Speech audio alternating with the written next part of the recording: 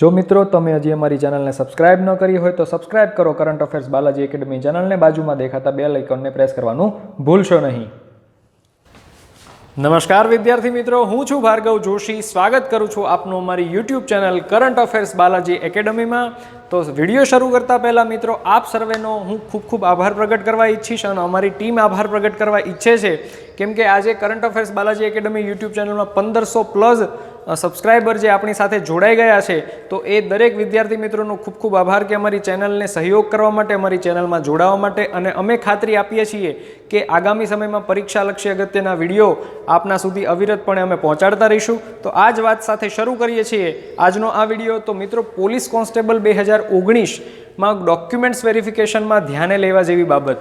તો ખાસ કરીને જ્યારે હવે આપણે પરીક્ષા લેખિત અને શારીરિક બંને પાસ કરી ચૂક્યા છીએ, સારા માર્ક્સે પાસ કરી ચૂક્યા છીએ, ત્યારે હવે મિત્રો ડોક્યુમેન્ટ આપણા ક્લિયર હોવા જોઈએ. એ પણ બાબત અગત્યની છે, કેમ કે આ વખતે કંઈક પ્રશ્ન અલગ છે. ભરતીની સંખ્યા એટલે 9,700ની ભરતી છે. એની અંદર ઉમેદવારોની સંખ્યા ખૂબ વધારે છે. એટલા માટે ખાસ કરીને ડોક્યુમેન્ટ્સમાં પણ આ વખતે આપણે ખૂબ ધ્યાન રાખવું પડશે. ખૂબ અગત્યની બાબત છે, આને આપણે ઇગ્નોર ન કરી શકીએ. તો આ બાબતને લઈને આજે આપણો આ વિડીયો છે. તો સંપૂર્ણ ચર્ચા ડોક્યુમેન્ટ્સ વેરિફિકેશનની આપણે કરવાના છીએ. તો વધુ સમય લેતા શરૂ કરીએ છીએ આજનો આ વિડીયો લેક્ચર. વિદ્યાર્થી મિત્રો, આપણે વાત કરીએ કે ડોક્યુમેન્ટ વેરિફિકેશન વખતે જે તમારે ડોક્યુમેન્ટ્સ લઈ જવાના છે એ બાબતની. તો મિત્રો, આ એટલા 9 જેટલા ડોક્યુમેન્ટ છે. તો એની આપણે વાત કરીએ તો એપ્લિકેશન ફોર્મ, પહેલું તો એપ્લિકેશન ફોર્મ તમારે લઈ જવાનું રહેશે. જે તમે પોલીસ ભરતી જ્યારે બહાર આવી એ સમયે તમે ભરેલું ફોર્મ, એ પણ સાથે લઈ જવું. ત્યારબાદ વાત કરીએ લેખિત કસોટીની હોલ ટિકિટ. તો લેખિત કસોટી જ્યારે તમે આપવા ગયેલા એ હોલ ટિકિટ પણ તમારે સાથે કેરી કરવાની રહેશે. ત્યારબાદ ખૂબ અગત્યનું છે, આના વગર નહીં ચાલે. કયું? તો કે શારીરિક કસોટીનો કોલ લેટર. વિદ્યાર્થી મિત્રો, શારીરિક કસોટીનો કોલ લેટર ફરજિયાતપણે સાથે લઈ જવાનો છે, કેમ કે જેમાં પેટ પાસનો સિક્કો મારેલો છે, પેટ PST બંને પાસ છો, એ બાબતનો સિક્કો મારેલો છે, એ કોલ લેટર તમારે અવશ્ય લઈ જવાનો રહેશે. બીજી એની ઝેરોક્સ હશે એ બાબત નહીં, ઓરિજિનલ કોલ લેટર જ લઈ જવાનો છે. આના વગર કશું તમારે થશે નહીં. તો ખાસ કરીને આ લઈ જવાનું ભૂલશો નહીં, શારીરિક કસોટીનો કોલ લેટર. ત્યારબાદ HSCની માર્કશીટ. તો HSCની માર્કશીટ 12મા ધોરણના બેઝ ઉપર જ પોલીસ કોન્સ્ટેબલનું આપણે ફોર્મ ભરેલું છે. તો 12મા ધોરણની માર્કશીટ જે ઓરિજિનલ છે એ તમારે ફરજિયાતપણે લઈ જવાની છે. ખાસ કરીને આપણે વાત કરીએ તો ધોરણ 10 10th, જો એ તો તમે હોવ જ, 10th અને 12th બંનેની માર્કશીટ. ત્યારબાદ જો તમે ગ્રેજ્યુએટ છો તો ગ્રેજ્યુએટની જે છેલ્લા 3જા વર્ષની માર્કશીટ પણ તમારે ત્યાં લઈ જવી, જેથી કરીને કદાચ કોઈક સંજોગોમાં કામ લાગી શકે. તો એના માટે ખાસ કરીને ગ્રેજ્યુએટ છો તો તમે એ સાથે લઈ જવાનું ભૂલતા નહીં. 10માની 12માની અને ગ્રેજ્યુએટ હોય તો ગ્રેજ્યુએટની માર્કશીટ સાથે અવશ્ય લઈ જજો, ઓરિજિનલ. ભૂલતા નહીં, ઓરિજિનલ માર્કશીટ જ લઈ જવાની છે. બધા ડોક્યુમેન્ટ બને તો ઓરિજિનલ જ એક ફાઇલ બનાવો, ફાઇલની અંદર બધા ડોક્યુમેન્ટ પિન કરી દો. બધા ઓરિજિનલ ડોક્યુમેન્ટ જ ત્યાં સાથે તમારે લઈને જવાના છે. ત્યારબાદ વાત કરીએ સ્કૂલ લિવિંગ સર્ટિફિકેટ. તો મિત્રો, સ્કૂલ લિવિંગ સર્ટિફિકેટ પણ જે છેલ્લે તમે સ્કૂલ કોલેજમાંથી પાસ આઉટ થયા છો સ્કૂલમાંથી, તો એનું લિવિંગ સર્ટિફિકેટ પણ તમારે સાથે કેરી કરવાનું છે, ઓરિજિનલ. ત્યારબાદ વાત કરીએ નોન ક્રિમિનલ સર્ટીની. તો વિદ્યાર્થી મિત્રો, આ એક ખાસ બાબત છે કે જેણે નોન ક્રિમિનલ સર્ટી ફોર્મ ભરતી વખતે, એપ્લિકેશન ફોર્મ ભરતી વખતે જેને નાખેલો છે નંબર, તો એ જે નંબરનું સર્ટિફિકેટ છે એ જ તમારે ડોક્યુમેન્ટ વેરિફિકેશન વખતે ત્યાં રજૂ કરવાનું રહેશે. બીજો નંબર નહીં ચાલે. ડોક્યુમેન્ટ વેરિફિકેશન વખતે નોન ક્રિમિનલ સર્ટીમાં, ફરી વખત કહું છું કે નોન ક્રિમિનલ સર્ટીમાં તમે જે એપ્લિકેશન ભરતી વખતે, એપ્લિકેશન કરતી વખતે જે નોન ક્રિમિનલ સર્ટીનો નંબર નાખેલો છે એ જ નોન ક્રિમિનલ સર્ટી ત્યાં આગળ તમારે ડોક્યુમેન્ટ વેરિફિકેશનમાં રજૂ કરવાનું રહેશે. અલગ નંબરનું ડોક્યુમેન્ટ જે ક્રિમિનલ સર્ટી છે, નોન ક્રિમિનલ સર્ટી, એ ચાલશે નહીં. ફરજિયાતપણે એ જ રજૂ કરવાનું રહેશે. જો એ ખોવાઈ ગયું છે તો એની પણ પ્રોસિજર છે. તમે જો તમારું નોન ક્રિમિનલ સર્ટી ખોવાઈ ગયું હોય તો તમારા તાલુકાની અંદર મામલતદાર કચેરીમાંથી તમને મળી શકે છે. તમારે એમાં અરજી કરવાની રહેશે કે ભાઈ મારે આ રીતનું મારું નોન ક્રિમિનલ સર્ટી ખોવાઈ ગયેલું છે. તો એમના રેકોર્ડની અંદર તમારો એનો નંબર દેખાડશે અને એ તમને ડુપ્લિકેટ ઇસ્યુ ત્યાંથી કરી દેશે, પણ એ અનિવાર્ય સંજોગોમાં જ આ બધું ત્યાંથી કરી દેતા હોય છે. એટલે ખાસ કરીને આ વસ્તુ પણ એ જે તે નંબરની જે તે સમયની જ સાથે લઈ જવાની છે. ત્યારબાદ વાત કરીએ જાતિનું પ્રમાણપત્ર, તો SC ST OBC ના દરેક જાતિના ઉમેદવારોને જાતિનું પ્રમાણપત્ર કેરી સાથે કરવાનું છે. ત્યારબાદ વાત કરીએ પાસપોર્ટ સાઇઝના ફોટા, તો મિત્રો પાસપોર્ટ સાઇઝના ફોટા તમારે 10 થી 15 સાથે રાખવા, જેથી કરીને કંઈક જરૂર પડે તો ત્યાં તમારે કામ લાગી શકે છે. ઓછા ન લઈ જતા, વધારે લઈ જજો. અને ખાસ કરીને ઘણા વિદ્યાર્થી મિત્રોનો એ પ્રશ્ન હોય છે કે જે પાસપોર્ટ સાઇઝના ફોટા છે જે તે સમયે મેં એપ્લિકેશન કરી હતી એ ફોટા સાથે લઈ જવા, હાલના ફોટા સાથે લઈ જવા. તો બને તો જે તે સમયના જે તમે એપ્લિકેશન કરી છે એમાં જે ફોટો છે એ જ બને તો સાથે લઈ જાઓ.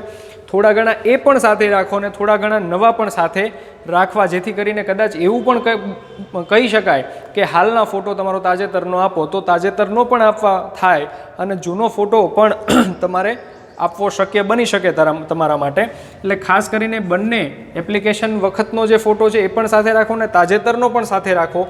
ત્યારબાદ CCCના સર્ટીની વાત કરીએ તો વિદ્યાર્થી મિત્રો આ એટલું બધું અગત્યનું હાલના ધોરણે નથી. ઘણા દરેક લગભગ ઉમેદવારને આ જ પ્રશ્ન હશે કે CCCનું સર્ટી, જે CCCનો કોર્સ અમે આમ તો કરેલો છે પણ એ પ્રાઇવેટમાં કરેલો છે, એ કે GTUનું કે કોઈ પણ સરકાર માન્ય જે CCCનો કોર્સ નહીં હોય તો એની તમે અત્યારે હાલ ચિંતા ન કરશો. એનું કારણ છે કે હાલ તમારી પાસે જો હોય તો આપવાનું છે, નથી તો એ જ્યારે તમે નોકરી પર ફરજ પર લાગો ત્યારે જો તમારે બઢતી કે એવા કોઈ યોગ બનતા હોય ત્યારે તમારે ફરજિયાતપણે આ CCCનું સર્ટિફિકેટ રજૂ કરવું પડતું હોય છે. તો એ સમયે તમને ત્યાં તમારા પોલીસ સ્ટેશનના ઇન્ચાર્જ અધિકારી જ જાણ કરતા હોય છે કે ભાઈ હવે તમારે CCCનું સર્ટિફિકેટ આપવું પડશે. તો હાલના તબક્કે આ વસ્તુ ન હોય તો ચાલશે, પરંતુ CCCનું સર્ટિફિકેટ હોય તો સાથે અવશ્યથી રાખવું, જેથી કરીને એ લોકોને પણ આપણને માત્ર એપ્લિકેશન કરતી વખતે એટલું જ પૂછેલું હતું કે શું તમે કોમ્પ્યુટરનું જ્ઞાન ધરાવો છો, હા અથવા ના. તો લગભગ આપણે દરેક વિદ્યાર્થી મિત્રોએ હા જ પાડી છે. એટલે હાલના તબક્કે કોઈ સર્ટિફિકેટની આપણી સાથે ક્લિયરિફિકેશન આપણી સાથે થયું નથી. તો ખાસ એ જ ધ્યાન રાખશો કે અત્યારે જરૂરી નથી, પરંતુ ભવિષ્યમાં જરૂરી છે ત્યારે તમને કઢાવવાનું કહેશે ત્યારે તમે કઢાવી શકો છો. તો આ 9 ડોક્યુમેન્ટ સાથે લઈ જવાના છે, પરંતુ વિદ્યાર્થી મિત્રો એ ખાસ કે આ દરેક 9 ડોક્યુમેન્ટ છે એની ઓરિજિનલ તમારી પાસે રાખવી. તમારી ફાઇલ એક બનાવો, ફાઇલમાં દરેક ઓરિજિનલ ડોક્યુમેન્ટ ત્યાં અટેચ કરી દો અને એ દરેકની નીચે એની 2 ઝેરોક્સ મૂકતા નહીં ભૂલવાનું 100%. કેમ કે ઝેરોક્સ તો ત્યાં જરૂર તો પડશે, કદાચ જો એ ડોક્યુમેન્ટ લેશે તો તમારી પાસે એ ઝેરોક્સ જ માગશે અને એ ટ્રુ કોપી કરેલા હોવા જોઈએ. દરેક ડોક્યુમેન્ટની 2 થી 3 નકલ કરાવી લો. 2-3 નકલમાં ટ્રુ કોપી અવશ્યથી કરાવી લેશો. આ બધી પૂર્વ તૈયારી છે. જ્યારે તમને ડોક્યુમેન્ટ વેરિફિકેશનમાં બોલાવવામાં આવશે ત્યારે તમે આ દોડાદોડી નહીં કરી શકો. હાલના તબક્કે અત્યારે ફ્રી છો તો અત્યારે કરવા માંડજો.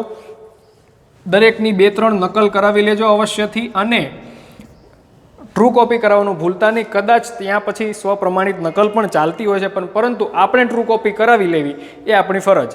તો બધાની 2 થી 3 નકલ કરાવી, ટ્રુ કોપી કરાવી લેવી. અને ત્યારબાદ હવે આગળ જોઈએ તો આ 9 બાદ આ 9 જે ડોક્યુમેન્ટ છે એની બાદ ખાસ કરીને તમારે હવે આધાર, તમારો પુરાવો કયો સાથે રાખવો પોતાની ઓળખનો, તો એના વિશેની વાત કરીએ.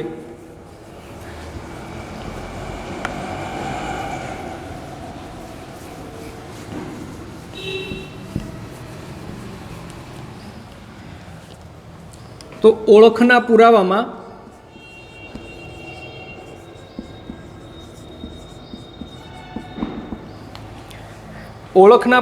તમારે પહેલું તો આધાર કાર્ડ છે. આધાર કાર્ડ બાદ ચૂંટણી કાર્ડ, ચૂંટણી કાર્ડની બાદ પાન કાર્ડ છે તો પાન કાર્ડ,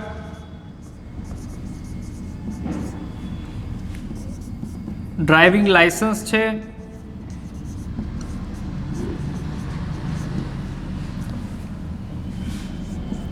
પાસપોર્ટ હોય, આ દરેક બાબત એ તમારે ત્યાં આગળ સાથે લઈ જવી. આધાર કાર્ડ, ચૂંટણી card, PAN card, driving licence અને પાસપોર્ટ જે પણ હોય તમારી પાસે ડોક્યુમેન્ટ, લગભગ બધા પાસે પાસપોર્ટ સિવાય લગભગ આ બધા હશે. ડ્રાઇવિંગ લાઇસન્સ પણ કદાચ હજી ના હોય તો આ 3 તો હોય જ. તો એક ડોક્યુમેન્ટ સાથે ન રાખવું. બધાને એમ થતું હોય છે કે કોઈ પણ એક ડોક્યુમેન્ટ સાથે ન લઈ જવું. બને તો આધાર કાર્ડ, ચૂંટણી card, PAN card, driving licence હોય તો એ પણ સાથે રાખો. એનું કારણ છે કે કદાચ ક્યાંક રસવાઈ, દીર્ઘાઈની અથવા સ્પેલિંગની પણ ભૂલ હશે તો આમાં નહીં તો આમાં સાચું હશે કદાચ. કારણ કે આપણો એક જ સ્વભાવ રહેલો છે કે હાલ નીકળે છે તો કઢાવી લો. એટલા માટે જે પણ વિદ્યાર્થી મિત્રોએ ડોક્યુમેન્ટ બાબતે બહુ સિક્યોર નથી તો એ દરેક ડોક્યુમેન્ટ સાથે ઓરિજિનલ લઈ જાય. અને ખાસ કરીને જો સ્કૂલ લિવિંગ સર્ટિફિકેટમાં અને આધાર કાર્ડમાં, ચૂંટણી કાર્ડમાં જો તમારે ડિફરન્સ હોય, કાંઈ અત્યારે ભૂલ હોય તો વિદ્યાર્થી મિત્રો હજી સમય છે, સુધરાવી લેજો. આધાર કાર્ડ અઠવાડિયાની અંદર સુધરી જતું હોય છે તો એ ખાસ કરીને એ પણ સુધરાવી લેજો. ચૂંટણી કાર્ડનું અત્યારે કંઈ થતું નથી તો ચૂંટણી કાર્ડ અત્યારે સુધરશે નહીં. ચૂંટણી card, PAN card, driving licence, Aadhaar card ને પાસપોર્ટ જે પણ ડોક્યુમેન્ટ છે એ ઓરિજિનલ ત્યાં સાથે કેરી કરવાના છે, લઈ જવાના છે. જે પણ માગે છે એ તમારે ત્યાં આગળ રજૂ કરવાના રહેશે.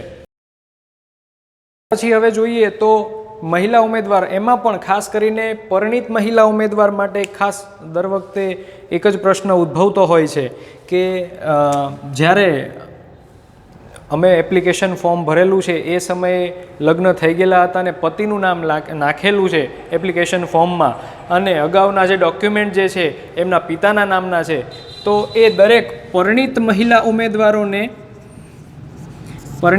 ઉમેદવાર જેટલા પણ પાસ થયા છે, ડોક્યુમેન્ટ વેરિફિકેશનમાં જવાના છે, તે દરેક પરિણીત મહિલા ઉમેદવારોને એક વસ્તુ ખાસ કે સોગંદનામું જે છે એ અચૂકપણે કરાવી લેવું. જો ડોક્યુમેન્ટ સુધરતા હોય તો એ સારું છે, બાકી નહીંતર સોગંદનામું તો અવશ્યથી કરાવવું જ. તે સોગંદનામા વગર ત્યાં જવું નહીં. સોગંદનામું અવશ્યથી ત્યાં સાથે લઈ જ જવું, જેથી કરીને તમારે ત્યાં એ અરસામાં એ સમયે દોડાદોડી ન થાય અને આપ આસાનીથી એ બધું ડોક્યુમેન્ટ ત્યાં આગળ રજૂ કરી શકો વગર કોઈ ઓબ્જેક્શન ઉપર. તો સોગંદનામા માટે પરિણીત મહિલા ઉમેદવારો ખાસ કરીને સોગંદનામું પોતાનું અવશ્યથી કરાવી લે, કેમ કે જૂના ડોક્યુમેન્ટ જે છે એની અંદર પિતાનું નામ હશે, અહીંયા પતિનું નામ હશે, તો એ બધી બાબત સુસંગત નથી બનતી. તો એના માટે આ બાબત ખૂબ અગત્યની છે કે સોગંદનામું જરૂરથી. મિત્રો આપણે વાત કરીએ જે સ્પોર્ટ્સના સર્ટિફિકેટ વિશેની, તો જેના થકી તમે 2 થી 3 માર્ક કે 5 માર્ક એક્સ્ટ્રા લઈ શકો છો. તો જે પણ વિદ્યાર્થી મિત્રો પાસે સ્પોર્ટ્સ સર્ટિફિકેટ છે,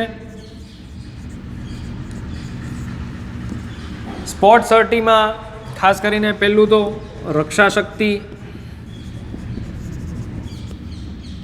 યુનિવર્સિટીનું જે સર્ટિફિકેટ આવે છે, ત્યારબાદ બીજું છે એનસીસીનું સર્ટિફિકેટ છે, ત્રીજું છે નેશનલ સ્પોર્ટ્સનું સર્ટિફિકેટ,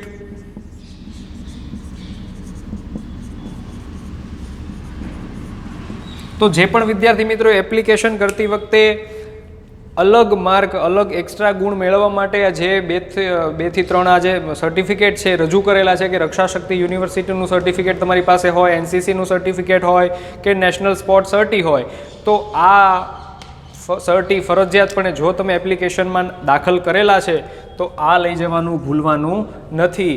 એનું માત્ર મિત્રો કારણ એક છે કે લિખિતમાં એના લીધે તમે 2 થી 3 માર્ક પ્લસ કરાવેલા છે, તો જ્યારે તમે એ રજૂ નહીં કરો ઓરિજિનલ ડોક્યુમેન્ટ વેરિફિકેશન વખતે, ત્યારે એ તમારા 2 થી 3 માર્ક માઇનસ થઈ શકે છે. અને ખાસ કરીને અમુક વિદ્યાર્થી અને અમુક યુટ્યુબ ચેનલવાળાનું એવું કહેવું છે, મેં જોયું છે કે જો તમે આ સર્ટિફિકેટ રજૂ નહીં કરો તો તમારા 2 થી 3 માર્ક્સ એ લોકો માઇનસ કરી નાખશે અને તમને એ ભૂલ સમજી અને તમને અંદર લઈ લેશે, મતલબ જે પોલીસ કોન્સ્ટેબલની ભરતીમાં તમને અંદર. પણ વિદ્યાર્થી મિત્રો આ વખતે એવું નથી.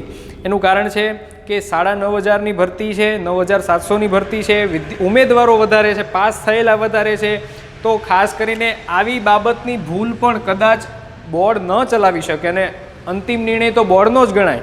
એટલા માટે આપણે એવી આશા ન રાખી શકીએ કે 2 થી 3 માર્ક માઇનસ કરી અને પછી મને અંદર લઈ લેશે. તો એવી ભૂલમાં, એવી ગાફલતમાં પણ આપણે ન રહેવું કેમ કે જો કદાચ લઈ લેતા હોય તો સારું છે, ન લેતા હોય એનું કારણ છે કે બોર્ડ કદાચ આ વખતે ન લઈ શકે.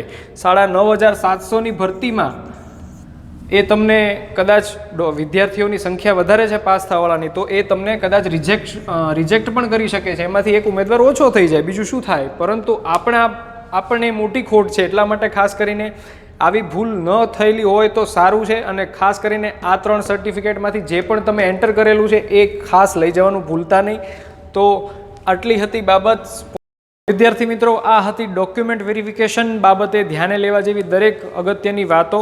આશા રાખીએ છીએ આપને અમારો આ વિડીયો જરૂરથી પસંદ આવ્યો છે. અને ખાસ વિદ્યાર્થી મિત્રો કે મેડિકલની જે વાત કરવામાં આવે, ઘણા વિદ્યાર્થી મિત્રોના સવાલો હોય છે કે મેડિકલ કઈ રીતે પાસ કરવાનું હોય છે, મેડિકલમાં શું પ્રોસિજર હોય છે. તો એ ડોક્યુમેન્ટ વેરિફિકેશન પછીની પ્રોસેસ છે. ડોક્યુમેન્ટ વેરિફિકેશન પછી બોર્ડના નિર્ણય ઉપર આધારિત આખું જે મેડિકલનું હોય છે, એ મેડિકલ તમારું ક્યારે લેવાશે એ તમને બોર્ડ જ નક્કી કરીને તમને લોકોને જાણ કરતું હોય છે. એટલા માટે એની ચિંતા છોડો. હાલ એક જ બાબત ઉપર ધ્યાન આપો કે ડોક્યુમેન્ટ વેરિફિકેશન તમારું થવાનું છે. તો એ બાબતને ધ્યાને લઈ એની ગંભીરતા સમજી અને ડોક્યુમેન્ટ અત્યારે કલેક્ટ કરો. વ્યવસ્થિત તમારી એક ફાઇલ બનાવીને અત્યારથી જ મૂકી દો, જેથી કરીને જ્યારે તમને બોલાવવામાં આવે ત્યારે તમારે કોઈ દોડધામ ન થાય. તો આ જ વાત સાથે આજના આ વિડીયોને અહીંયા વિરામ આપીએ છીએ. ફરી મળીશું આવતા એક નવા વિડીયો લેક્ચરમાં. ત્યાં સુધી રજા લઈએ છીએ. જય હિન્દ, જય ભારત.